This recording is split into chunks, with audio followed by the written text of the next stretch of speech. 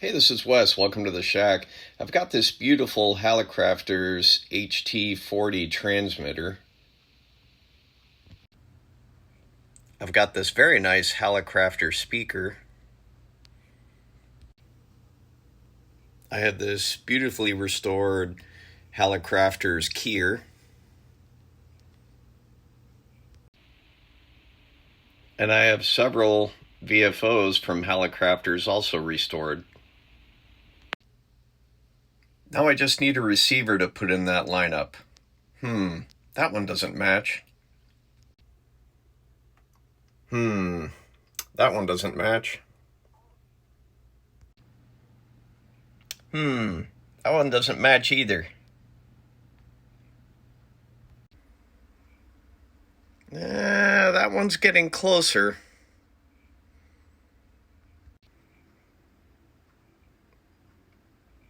That one might be a little bit too big. I think that one's overkill. It's also a little bit too big.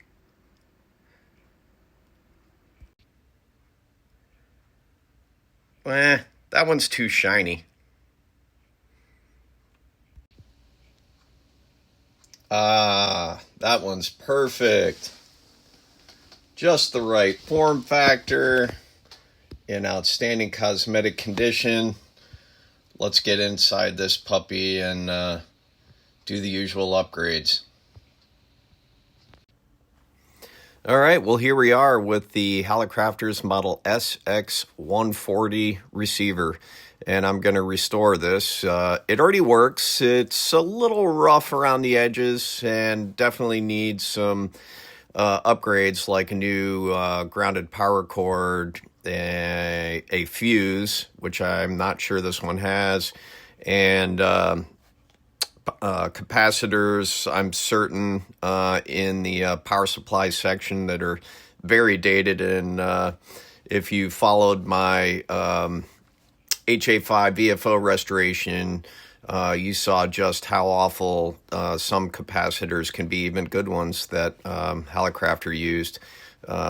If you recall in that video, I found some really leaky capacitors, which were making the transformer hot even. So anyway, let's get in this one and see if we can't make this one great. Something I always do is buy a good copy of the manual, and this one's great. It's by Pete at Manual Man. I recommend his company. It's www.manualman.com. He's very responsive, and these are just first-class manuals. And he also puts in all the fold-out schematics, and everything is perfectly restored. So that'll increase your chances of success and make the project a lot more fun. If you want to end up with great radios, you got to start with a great radio. And what I mean by that is cosmetics. It's very difficult to change the cosmetics unless you're Howard Mills or Chuck Hurley or something. There's just really no way to do it. Yes, you can paint the case, but there's just no way to recreate the front of this radio. So I spent a lot of time finding just the right donors. And when I see the one I want, even if it's overpriced, that's the one I get. And, you know, in the end, I'll be able to sell it for exactly what I paid for it. And this is what I call my ham radio rental program. Sometimes I might lose what I spend in shipping, but what I gain in enjoyment, satisfaction, it's priceless. So anyway, this may end up in one of your shacks if you're watching this video someday. But for now, I usually hang on to them for a little while after I restore them, because I put a little blood, sweat, and tears into them and learn a lot and take some pride in them. It's very difficult to let them go, but eventually they all go, or they will eventually. So anyway, let's jump in this one. Something I always do, and if you follow the channel, you know I do this, and I recommend this be the first thing you do when you buy a restoration, and that's this. You don't need that. It's junk, and it just puts you at risk of doing damage to the radio if there are evidence of some buffoonery on the under chassis. You don't know who's been in these things, so it's best not to even plug the thing in. I did a safety inspection on this one before I powered it up, and it does receive, but it's again pretty rough. Let's open this thing up and see what we can find inside. Okay, just 4 screws hold the case in, and it's always great to see this on the inside. The original tag on the inside, which shows the location of all the tubes. That's really great. I'm so happy to find that still intact. The case is in great shape. They use rivets to hold the feet on. I'm not a fan of that because if you have to change them, you got to drill them out. But look at this case. There's absolutely, this thing, I'm not doing a thing to it. I'm just going to clean it up and reinstall the radio once it's restored. So 1, 2, 3, 4 screws, and she's out of the case. It's so great to find the inside in good condition. Here's the top side. The only thing I see that's unusual is there's a piece of tape on this box that's around the meter. So I'm not really sure what's going on there. But it is, it does appear to be the original meter.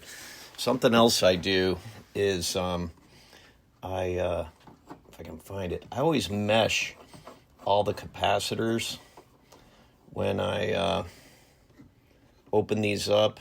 There's 3 of them, and that's so that I don't do any damage to any of them while I'm in there cleaning. You wouldn't want a tool or a rag or something to catch them and do damage.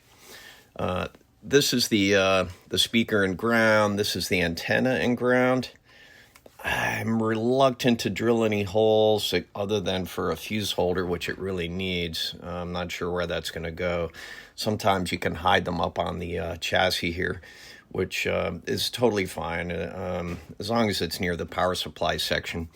And then what's really cool is that Hallicrafters not only provides terminals for making connections, but they have a great wiring layout in the manuals. So this would be a combination of the 140 receiver with the HT-40 transmitter, with all the switching involved, which is pretty great. And then here's another version using an antenna relay also. And then the receiver has one. The transmitter also has one using the HA5 VFO. So it's pretty great.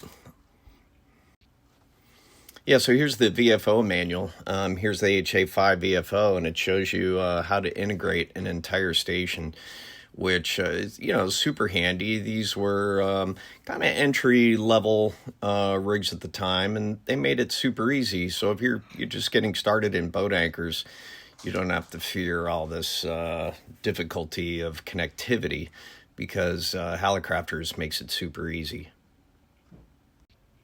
Before I flip to the front and the underside, this is a 3500 kilocycle or 3.5 megahertz crystal, and that's for the calibrator.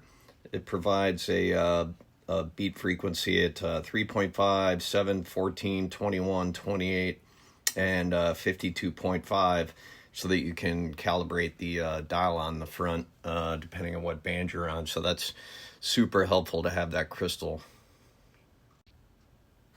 Most of these knobs you're going to recognize pretty readily. I mean, here's the function switch, band selector, RF gain, which in a vintage rig is really the volume control, because you can set the audio at a high level and just bring up the RF gain to manage the sensitivity of the receiver for the signals you're trying to get to. And then Cal turns on that calibration circuit for the utilizing the crystal I showed you on the back. And then you can set the dial to the bottom of the band here.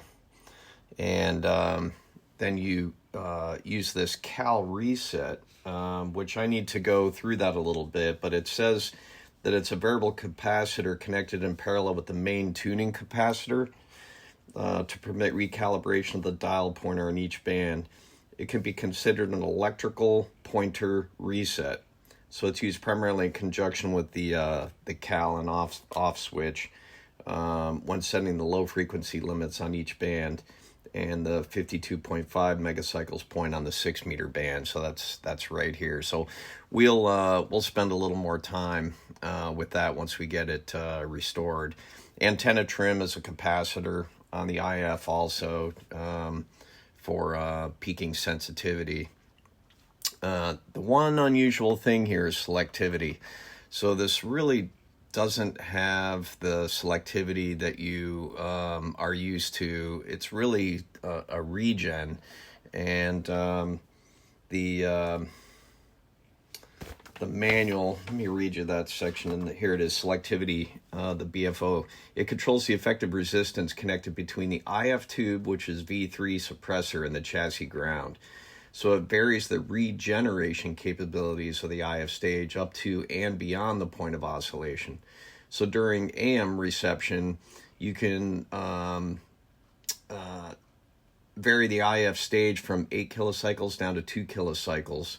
And then for reception of CW and single sideband, you can advance the control to the point of oscillation or beyond. And then by varying the control beyond the point of oscillation, the pitch of the CW may be varied as desired. So we'll spend more time looking at that too.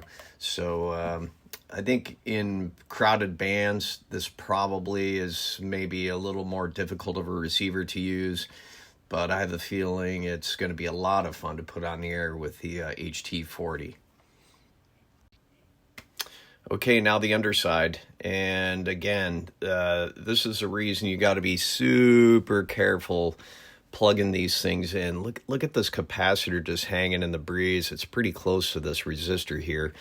And it looks like, I'm pretty sure these are new capacitors there. That's definitely not original. And then there's two down lower too. Let me show you the. Those definitely have to go. If they're original, they have to go, and if they're replacements, it's better to just start over.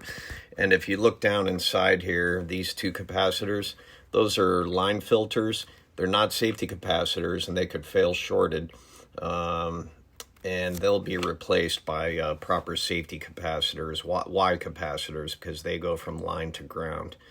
So looks pretty accessible to get in here.